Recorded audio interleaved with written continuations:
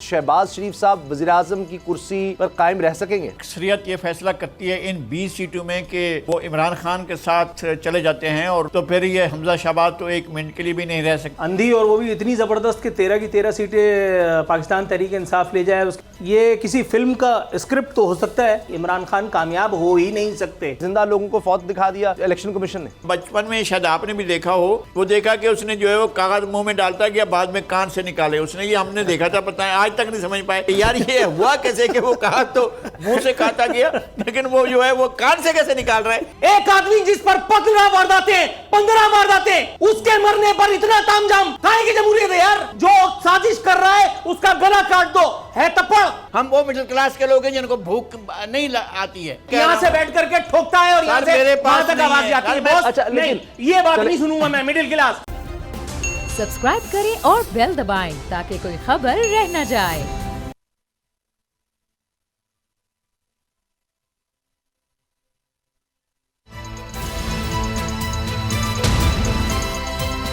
अब पता चला। बिस्मिल्लाहिर्रहमानिर्रहीम, अस्सलाम वालेकुम। मैं हूं मोहम्मद उसामा गाजी और आप देख रहे हैं पता चला। आज के प्रोग्राम में बात करेंगे कि पंजाब में होने वाले ज़िमनी इंतखाबात इतने अहम क्यों बन गए हैं। इलेक्शन कमीशन की कारकर्दगी से ज़िमनी इंतखाबात के शफाफ होने पर फिर सवाल उठ गए, और पेट्रोल की कीमत में कमी रिलीफ का ख्याल है या फिर इंतखाबी मुहिम का कमाल। जब से मुत्तहिदा हुकूमत ने इक़्तिदार संभाला है, अवाम को महंगाई ने सुख का सांस नहीं लेने दिया। मुश्किल फैसलों के नाम पर पेट्रोल 100 रुपये महंगा हुआ, खाने का तेल 200 रुपये महंगा हुआ, टैक्सों की तलवार भी मजीद तेज कर दी गई, बिजली और गैस की कीमत में भी होश रुबा इजाफा किया गया। अवाम पिसते चले गए, फाकों पर मजबूर हो गए। लेकिन सितम देखिए कि जिन लोगों ने महंगाई को बहाना बनाकर पीटीआई हुकूमत का साथ था, वही अब इस महंगाई पर चुप का रोजा रखकर बैठे हैं। कल हुकूमत ने पेट्रोल सस्ता करने का ऐलान किया। यह खबर वज़ीर-ए-आज़म माफ़ कीजिएगा, वज़ीर-ए-आज़म शहबाज शरीफ साहब ने खुद एक तवील तकरीर के बाद अवाम को सुनाई। अच्छी बात यह है कि पेट्रोल के सस्ता होने पर अवाम को कुछ तो रिलीफ मिला, लेकिन मीडिया और सोशल मीडिया पर इस खबर को लेकर एक बहस जारी है। नून लीग के सपोर्टर्स इस फैसले की तहसीन कर रहे हैं, तो मुखालिफिन इसे ज़िमनी इंतखाबात पर असरअंदाज होने की कोशिश करार दे रहे हैं। दावा यह भी है कि ज़िमनी इंतखाबात के बाद पेट्रोल की कीमत फिर बढ़ा दी जाएगी। कोई अदाद शुमार के साथ पीटीआई हुकूमत और इस तजर्बाकार हुकूमत के दौर में पेट्रोल कीमतों का मुवाजना कर रहा है। एक सोशल मीडिया सारिफ ने अपोजिशन लीडर राजा रियाज को खूब लताड़ा है। कहते हैं राजा रियाज साहब के वज़ीर-ए-आज़म यानी इमरान खान आलमी मंडी से 136 रुपए का तेल खरीद कर अवाम को 150 रुपए का दे रहे थे, और अब अपोजिशन लीडर राजा रियाज के नए वज़ीर-ए-आज़म यानी शहबाज शरीफ 116 रुपए का तेल खरीद कर 230 रुपए का अवाम को दे रहे हैं, और राजा रियाज तारीफों के पुल बांध रहे हैं। अब देखना यह है कि ये रिलीफ ज़िमनी इंतखाबात के बाद भी जारी रहता है या नहीं, क्योंकि अभी तो हुकूमत हो या फिर पीटीआई, दोनों के दरमियान ज़िमनी इंतखाबात मुकाबले के फैसला कुन लम्हात करीब आ गए हैं। इंतखाबी मुहिम के चंद घंटे बाकी रह गए हैं। इतवार की रात फैसला हो जाएगा कि ज़िमनी इंतखाबात का मैदान किसके नाम रहा। नून लीग अपने किले का दिफा कर पाई या फिर पीटीआई का बयानिया जीत गया। सवाल इलेक्शन कमीशन की जानिबदारी का भी है, जिसने 40 लाख जिंदा वोटर्स को मुर्दा करार देने की गलती तस्लीम कर ली है। पीटीआई का कहना है कि यह बयानिया की ये धांधली है और हम इसका मुकाबला करेंगे। क्या ये दुरुस्त है, और इंतखाबात के बाद का सियासी मंजराना क्या हो सकता है? क्या हमजा शहबाज वज़ीर आला रहेंगे या नहीं? इसी पर बात करेंगे। नज़ीर लगारी साहब मेरे साथ है। लगारी साहब, एक तो यह है कि अगर हमजा शहबाज साहब वज़ीर आला ना रहे, यानी ज़्यादातर सीटें तहरीक इंसाफ लेगी और इतनी तादाद में लेगी कि मेजॉरिटी तहरीक इंसाफ के पास आ जाती है, तो फिर उसके असरात क्या होंगे? क्या आपको लगता है फिर उसके बाद शहबाज शरीफ साहब वज़ीर-ए-आज़म की कुर्सी पर कायम रह सकेंगे? देखिए, पहली बात यह है कि अगर अक्सरियत ये फैसला करती है इन 20 सीटों में कि वो इमरान खान के साथ चले जाते हैं और उनको वो सीटें मिल जाती हैं जो उनको उनकी जितनी ज़रूरत है, तो फिर ये हमजा शहबाज तो एक मिनट के लिए भी नहीं रह सकते हैं, और वो ना उन्हें रहना चाहिए। और अगर वो इलेक्शन ये हार जाएं और मतलूबा सीटें हासिल न कर सकें, तो इस तरह से तो कोई किसी को भी नहीं हक होगा। लेकिन मैं ये बताता हूँ कि इमरान खान अगर इलेक्शन हार गए और उनकी पार्टी अगर मतलूबा सीटें हासिल ना कर सकी, तो फिर एक मरतबा धांधली का बहुत बड़ा शोर उठेगा, नंबर 1। नंबर 2 ये कि जो इस्तीफ़े कौमी असम्बली में दिए गए हैं, अब वो इस्तीफ़े सूबाई असम्बली में दिए जाएंगे। फिर उसके बाद एक बहरान पैदा करने की कोशिश की जाएगी और पाकिस्तान एक ऐसे हालात में चला जाएगा जिसके बारे में वो तमाम लोग भी तसव्वुर नहीं कर सकते जो इस वक्त इमरान खान साहब के साथ चल रहे हैं, या वो इस इस्टेब्लिशमेंट का हिस्सा हैं तो भी, और अगर वो इस्टेब्लिशमेंट में नहीं हैं तब भी वो लोग उन नताइज को भुगतने के लिए तैयार हो जाएं जो अदम इस्तेहकाम, पॉलिटिकल पोलराइजेशन, सोसाइटी के अंदर एक ख़तरनाक किस्म का पोलराइजेशन जन्म लेगा। और इंटरनेशनल एजेंडा भी यही है। मैं बता देता हूँ आपको, आलमी क़ुव्वतों का एजेंडा यह है कि पाकिस्तान में पोलराइजेशन हो, पाकिस्तान में नफसा नफसी और अफरा तफरी का आलम हो, पाकिस्तान जल्दी से तेज़ी से जो है डिफ़ॉल्ट की तरफ जाए, पाकिस्तान को डिफ़ॉल्ट करार देने के बाद श्रीलंका जैसे हालात पैदा किए जाएं। श्रीलंका के हालात को गुज़श्ता कई दिनों से, कई महीनों से हम मॉनिटर कर रहे हैं और हालात उसी तरफ को। अब नवाज शरीफ मुल्क में नहीं है, शहबाज शरीफ मुल्क में रहते हैं या नहीं रहते हैं। कल इमरान खान मौजूद हैं शहर में, दूसरी सियासी पार्टियां भी मौजूद हैं, फिर लोग एक एक को तलाश करेंगे। ये लोग मुझे मालूम है कि डिलीवर नहीं कर सकेंगे। अदम इस्तेहकाम इस मुल्क के लिए इंतहाई ख़तरनाक होगा, ऐसा ख़तरनाक कि जिसका तस्वर भी नहीं किया जा सकता है। फिर कौन कहाँ बैठा होगा, कौन किस जगह पर होगा, इसका भी हम अंदाजा नहीं लगा सकते हैं। इसको थोड़ा सा बताएं कैसे। यानी आप देखें ना, तहरीक इंसाफ ने कौमी असम्बली से भी इस्तीफे दे दिए, लेकिन कौमी असम्बली चल रही है, कमेटियां भी चल रही हैं, अपोजिशन लीडर भी बना लिया है, कानून साजी भी कर रहे हैं। तो अगर यहाँ से तहरीक इंसाफ हार के इस्तीफे देती है तो यहाँ भी पंजाब में और ज़्यादा आसानी से नहीं मामला चला लेंगे। पंजाब की हुकूमत अगर मिल जाती है पीटीआई को तो पीटीआई वो अपने इस्तीफे वापस ले लेगी और कौमी असम्बली में चली जाएगी। और अगर ये मतलूबा सीटें हासिल नहीं होती हैं, जितना आप फेयर इलेक्शन करवा लें उसके नतीजे में भी अगर वो मतलूबा सीटें हासिल नहीं करती है तो वो कौमी असम्बली से भी चली जाएगी और वो सूबाई असम्बली से भी चली जाएगी और मुल्क एक शदीद पोलराइजेशन का शिकार हो जाएगा, जिसका बहुत ही खतरनाक मुतहम्मिल नहीं हो सकता। आप दुरुस्त फरमा रहे हैं। नूरुल आरिफीन, अगर तहरीक इंसाफ मतलूबा नंबर्स ले जाती है, 13 कहा जा रहा है, 13-14 सीटें जीत जाती है 20 में से, तो फिर वज़ीर आला तो नहीं रहेंगे हमजा शहबाज, लेकिन क्या उनके वालिद साहब शहबाज शरीफ वज़ीर आज़म रह पाएंगे? अच्छा, मुझे तो दूर दूर तक इस तरह की कोई सिचुएशन वक़ूअ पज़ीर होती नज़र नहीं आ रही है। शायद मेरी बसारत कमज़ोर है अंधी, और वो भी इतनी ज़बरदस्त कि 13 की 13 सीटें पाकिस्तान तहरीक इंसाफ ले जाए, उसके बाद हमजा शहबाज तो जाएँ ही जाएँ, फिर शहबाज शरीफ भी चले जाएँ। ये किसी फ़िल्म का स्क्रिप्ट तो हो सकता है, किसी अफसानवी नावल का कोई बाब तो हो सकता है, लेकिन मैं इस पर यकीन नहीं कर सकता। मतलब इस मुल्क में सारे घास खा रहे हैं, सिर्फ वो आदमी जिसने ये फजूल सा बूदा सा नज़रिया अख्स किया है, बस वही इंटेलेक्चुअल है, बाकी सब पागल हैं। इमरान खान का कामयाब होना बहुत सारे लोगों की नाकामी है मेरे भाई। इमरान खान कामयाब हो ही नहीं सकते, ये पॉसिबल ही नहीं है। इमरान खान कोई ऐसा तकड़ कर लें, कोई छक्का लगा लें कि जिसमें कोई ऐसा इलेक्टेबल उनके साथ शामिल हो जाए, कोई 2, 4, 5, 10 कोई ऐसी सीटें निकाल लें कि जिसमें कोई बड़ा अपसेट भी शामिल हो, वो समझ में आ रहा है। लेकिन मतलब इस मुल्क को चलाने वाले बाकी सारे वेले हैं, सिर्फ इमरान खान एक काम का आदमी है, ये मैं बाय नहीं कर सकता नज़रिया। हाँ, नून लीग को वो टफ टाइम दें, लोग बाकायदा उनकी सपोर्ट में जिस तरह से जलसों में निकल के आ रहे हैं, वो सपोर्ट वोट की सूरत में भी इमरान खान के साथ हो, ये मुमकिन तो ज़रूर है। लेकिन इतना कि अंधी मच जाए, नवाज शरीफ बेरोज़गार हो जाएं, हमजा शहबाज जो है वो नौकरी करने लग जाएं, शहबाज शरीफ किसी मिल में जाकर के मजदूरी करना शुरू कर दें, ये फिल्म का हिस्सा है, ये फिल्मों में होता है, ऐसा नहीं होता नॉर्मल लाइफ में। अच्छा, आपको अदम इस्तेहकाम नज़र आ रहा है? अगर इमरान खान साहब मतलूबा तादाद में नंबर नहीं ले सके, जो आपको लग रहा है कि नहीं ले सकेंगे, तो उसके बाद एब्सोल्युटली बिल्कुल ऐसे ही है, बिल्कुल ऐसे ही है, बिल्कुल ऐसे ही है। जो कुछ नज़ीर लगारी साहब ने कहा, आई विश कि मैं इससे कोई इधर उधर की बात कर सकता, लेकिन when it comes to Imran Khan साहब, तो वो गंदे बच्चे नहीं होते जो पिच पे लेट करके और वो कहानी सुना रहे होते हैं कि मुझे क्यों निकाला का नया वर्जन इमरान खान साहब ने दिया था, और अब उसी की कंटिन्यूएशन सामने आ जाएगी। अगर इमरान खान साहब और उनकी जमात के नज़रिए को बाय नहीं किया वोटर्स ने, तो यही सब कुछ होगा जो नज़ीर लगारी साहब ने कहा है। अच्छा लगारी साहब, अभी तक इमरान खान साहब का जो बयानिया है, एक तो अमेरिका वाला था, चलें उसमें सुप्रीम कोर्ट का आ गया, आम पब्लिक में तो अलग बात है, दोनों अपना अपना नुक्ता नज़र रखेंगे। महंगाई का जो था वो तो ख़त्म हो गई कहानी, 3 महीने में जितनी महंगाई हुई वो तो इमरान खान साहब के 3 साल के दौर में नहीं थी।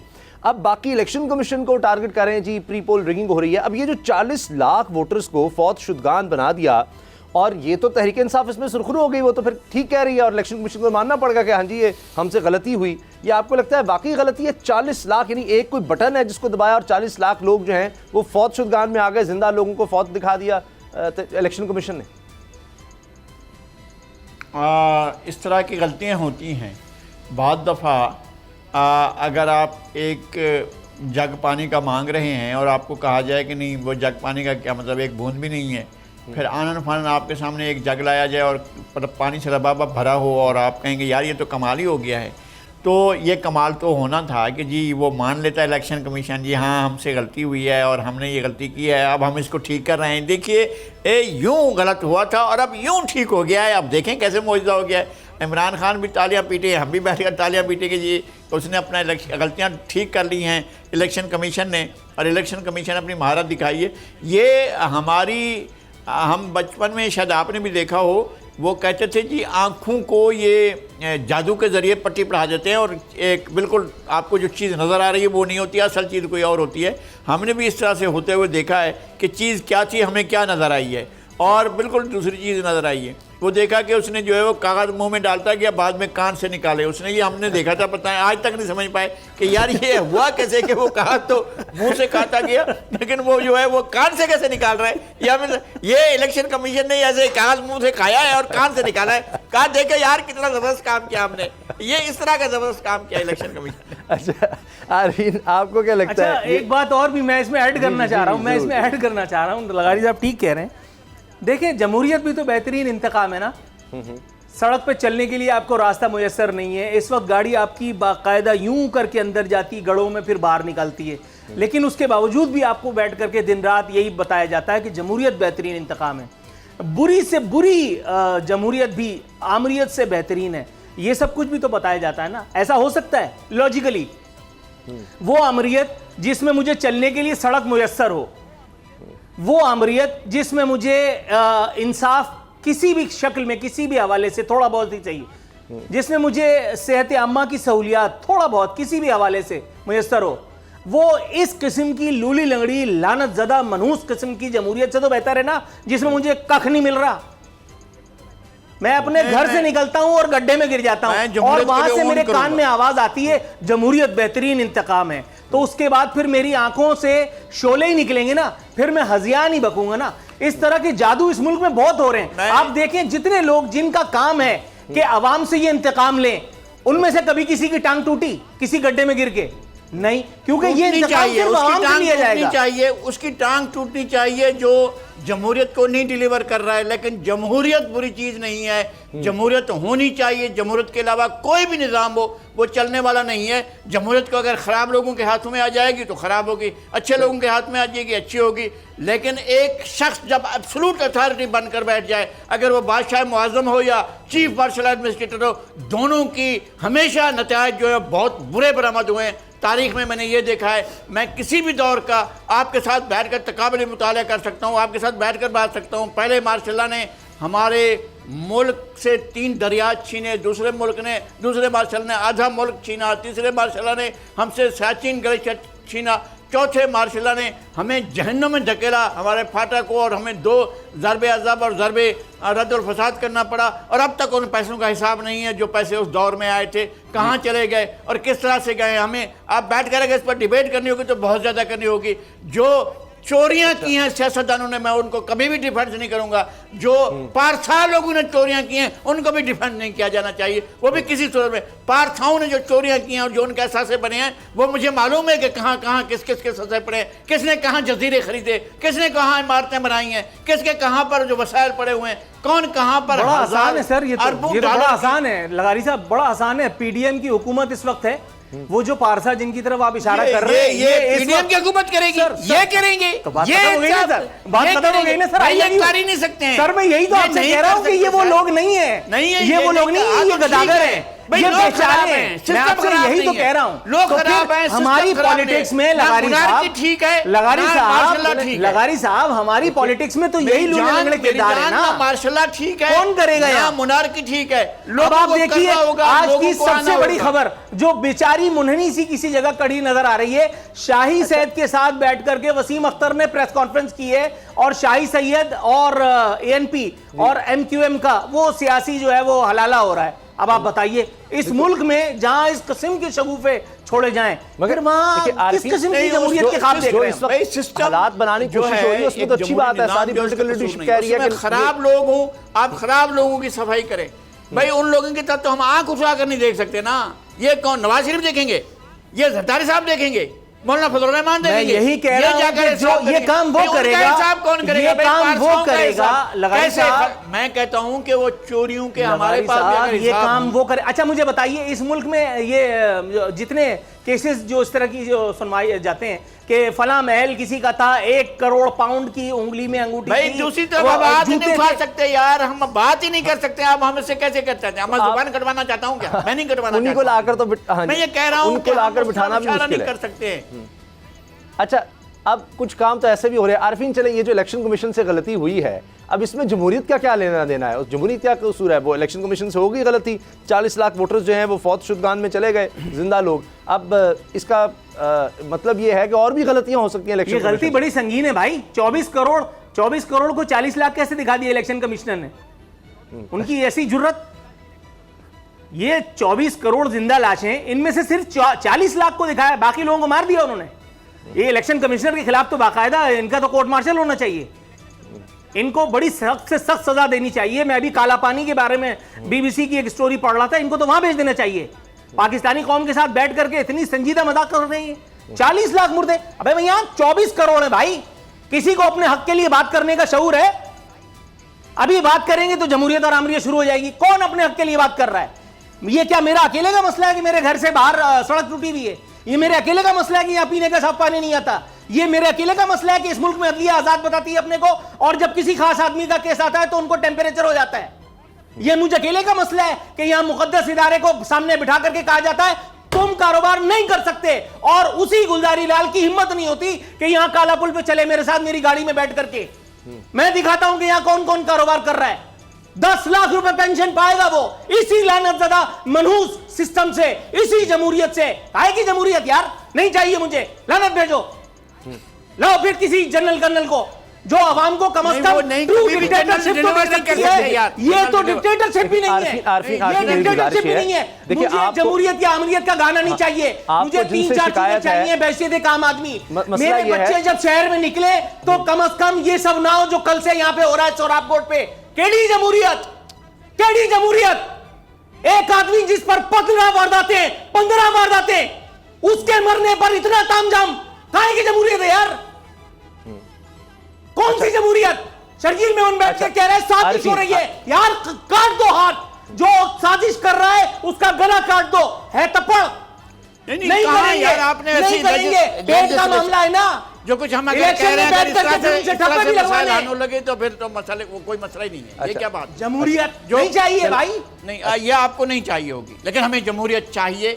हमें मार्शल नहीं चाहिए, हमें मुनारकी नहीं चाहिए, हमें मुतलक औलानियत नहीं चाहिए, हमें आमरियत नहीं चाहिए, किसी सूरत में नहीं चाहिए। और पाकिस्तान के मासद को नहीं चाहिए। आप मासद को नहीं मान रहे हैं, इंसानों को नहीं मान रहे हैं। इंसान जो सबसे ज्यादा भुगतते हैं, भूख वो बर्दाश्त करते हैं, आप बर्दाश्त नहीं करते। हम वो मिडिल क्लास के लोग हैं जिनको भूख नहीं आती है। हम वो मिडिल क्लास के ऊपर आ गएगा, मैं साबित कर दूंगा कि मैं आपसे ज्यादा मिडिल क्लास हूं। बखुदा आप मेरे लिए एक मीनारा है रोशनी का, लेकिन मैं आपसे ज्यादा मिडिल क्लास हूं बॉस। मिडिल क्लास में मत जाइएगा। अच्छा फिर ठीक है, मैं उन वाहिद आखिरी लोगों में से हूं जो 120 गज के घर में रह करके यहाँ से बैठ करके ठोकता है और यहाँ से वहां तक आवाज जाती है बॉस। अच्छा, नहीं, ये बात नहीं सुनूंगा मैं। मिडिल क्लास, मुझसे ज्यादा बड़ा मिडिल क्लास का कौन है? जान सुने, मैं ये अच्छा लगारी साहब की बात सुन लेते हैं सर, फिर ब्रेक लेनी है। 45 साल से उसामा, मेरी बात सुने सर। 1975 में मेरा जिंदगी में पहला आर्टिकल छपा है। इस बात को 48 साल हो गए हैं। मैं किराए के घर में रहता हूं, मैं आज भी किराए के घर में रहता हूं।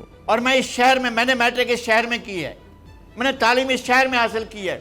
और प्राइवेट, मेरी matric private, inter private, graduation private, master private, मैंने जो कुछ पढ़ा है, लॉ किया, मैंने सब कुछ प्राइवेट किया है।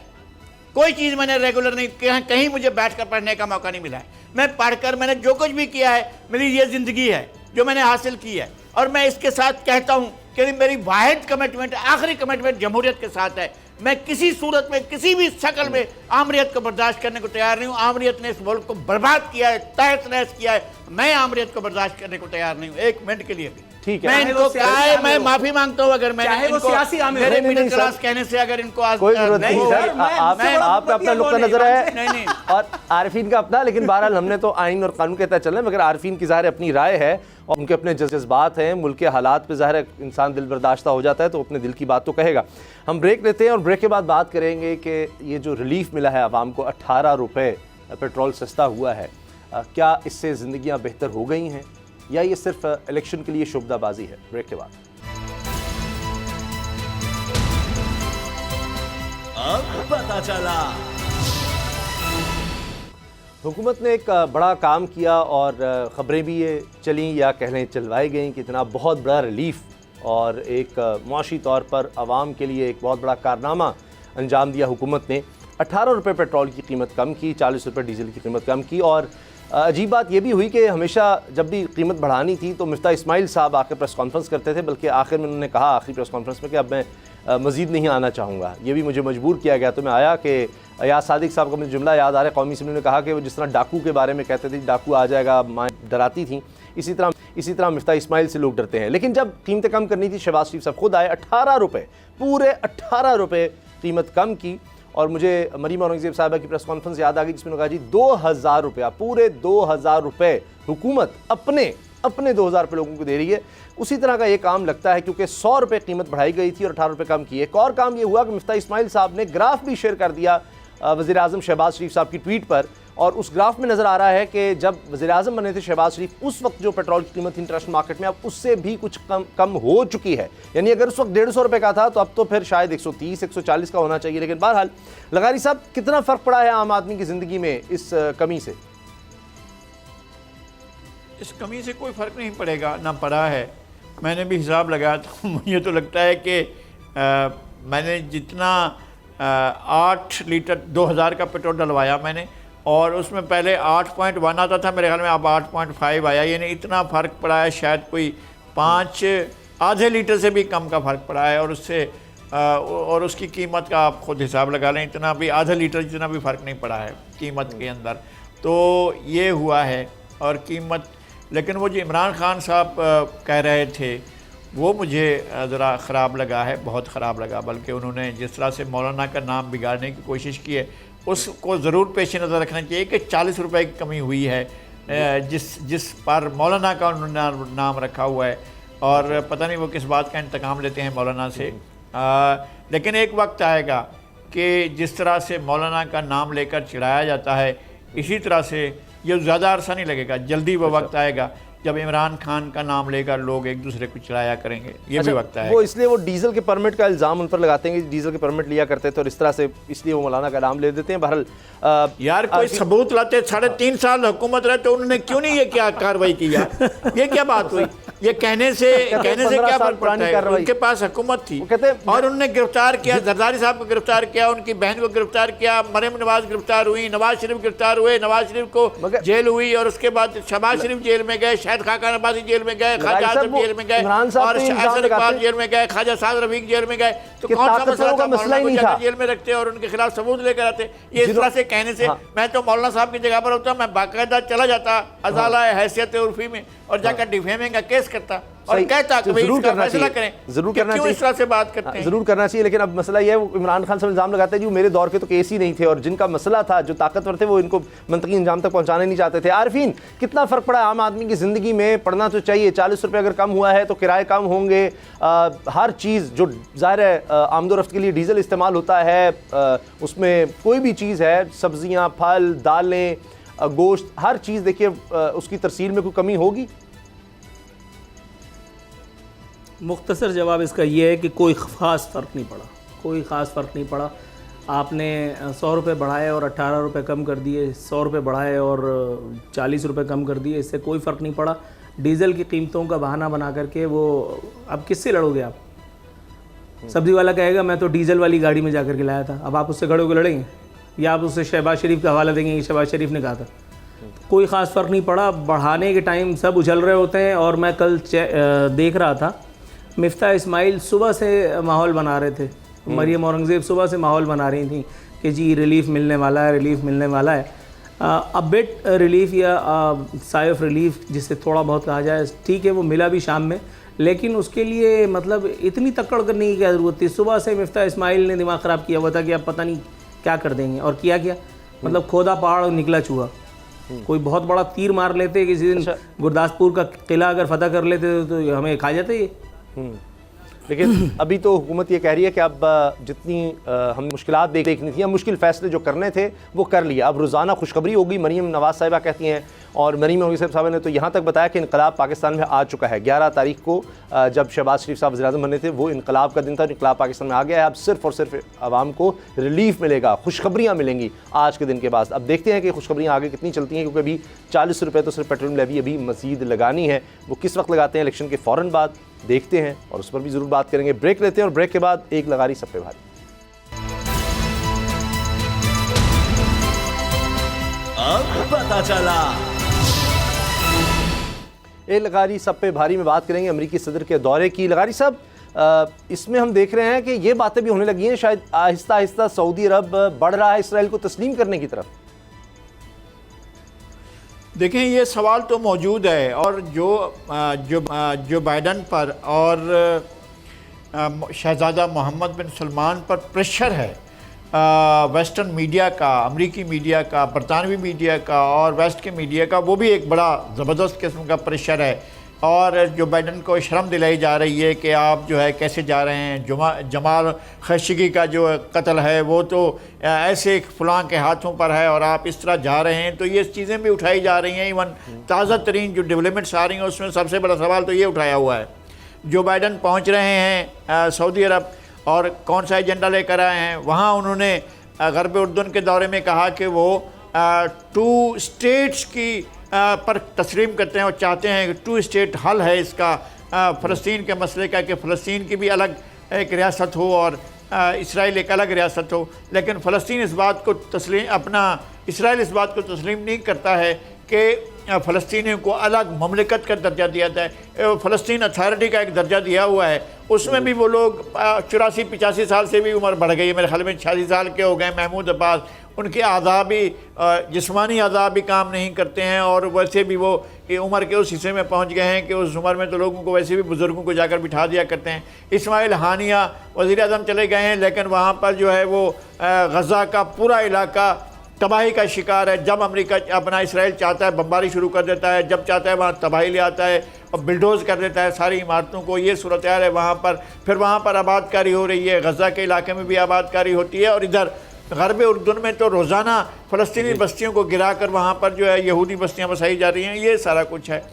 हम ये भी देख लेते हैं कि सऊदी अरब और अमेरिका में ताउन जो रहा है वो बहुत से शोबों में रहा है, और 2019 तक के जो आज़ाद शुमार हमें मिलते हैं वो ये है कि इनका दोनों का जो ट्रेड वॉल्यूम था वो 38 अरब 70 करोड़ के बराबर था। इसमें अमेरिका का ज़्यादा हिस्सा था, अमेरिकी एक्सपोर्ट ज़्यादा थी 23 अरब 90 करोड़ की, और सऊदी अरब की जो एक्सपोर्ट थी वो 14 अरब 90 करोड़ की थी।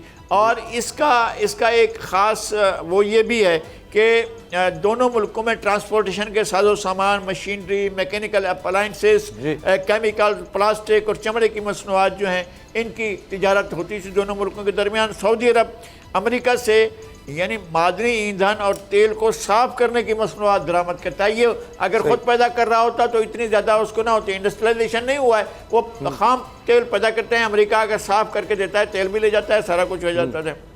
और इसके अलावा ये है कि सऊदी अरब का एक बड़ा कारोबारी शरीक जो है, जो चंद एक बड़े हैं, अगर 1, 2, 3 गिने जाएं तो उनमें अमेरिका शामिल है, जिसके साथ सऊदी अरब सबसे ज़्यादा ट्रेड करता है। और सऊदी अरब अमेरिका जो है 40% अपने तेल पर भरोसा करता है। पहले तेल नहीं निकालता था अमेरिका, अब उसने अपना तेल निकालना शुरू किया। 40% अपना पेट्रोल और पेट्रोलियम की मसनूआत इस्तेमाल करता है। 60% जो है वो कनाडा से, सऊदी अरब से और दीगर जो ममालिक हैं, मैक्सिको है, वेनेजुएला है, नाइजीरिया है, वो उनसे लेता है, अमेरिका जो है वो उनसे तेल लेता है। लेकिन इनका मुआहदा इस बात पर है कि यहाँ पर शेख सुल्तान नाम का एक बेस है जहाँ पर हज़ारों की तादाद में अमेरिकी दस्ते मौजूद हैं। वो खरीज की चौकीदारी के लिए, खरीज की निगरानी के लिए, ताकि शिपिंग भी हो, सारा साजो सामान आता जाता रहे, सब आसानी से होता रहे। अमेरिका को काफी देर से इस दौरे की बात हो रही थी क्योंकि कुछ ताल्लुकात ख़राब भी थे और सदर बनने से पहले जो बाइडेन ने तनकीद भी की थी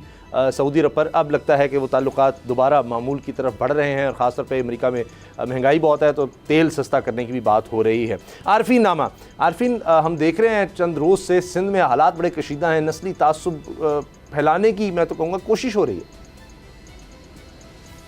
शर्जील इनाम मेमन का एक बहुत ही खूबसूरत बयान मेरे सामने लिख रहे हैं कि हैदराबाद वाकई को एक सियासी जमात, GSN कौमी महाज का इन्होंने नाम नहीं लिया, हम नाम ले लेते हैं, एक सियासी जमात हवा दे रही है। उन्होंने फरमाया कि इस तरह के वाक़यात से माचिस की तीली का काम लिया जा रहा है। 2000% बिल्कुल दुरुस्त, बिल्कुल दुरुस्त। सबसे पहले BBC की उस खबर का हवाला दे दूँ जिसमें मरने वाले मरूम अल्लाह ताला गरीक रहमत करे बिलाल काका, उसके बारे में इंकशाफ किया गया है कि कासिमाबाद की भिटाई नगर पुलिस फरमा रही है कि बिलाल काका मुख्तलिफ मुकदमात में मतलूब था।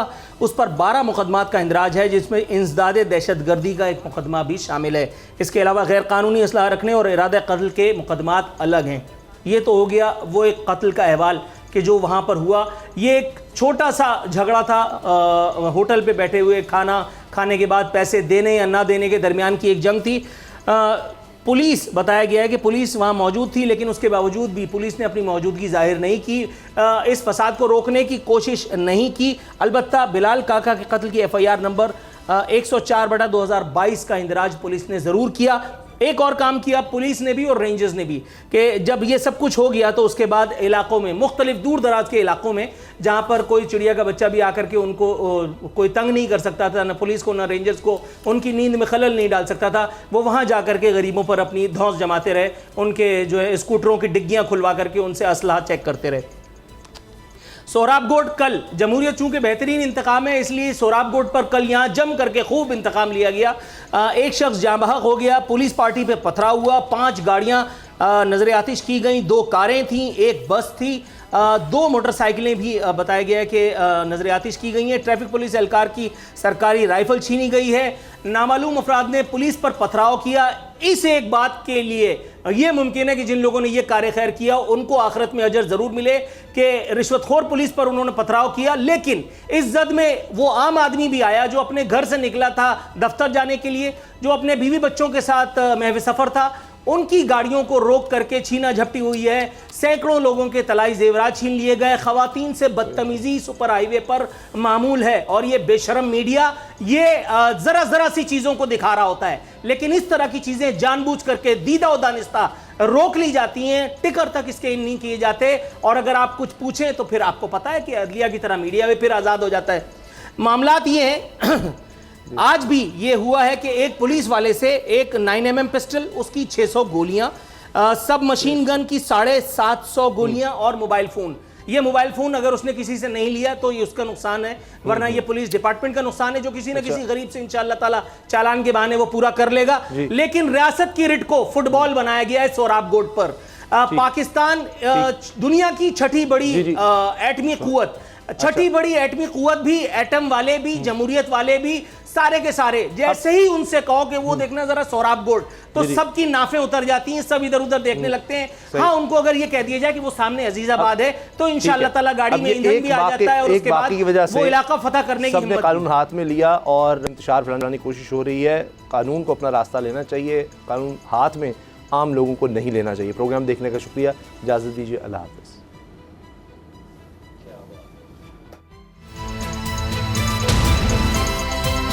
अब पता चला।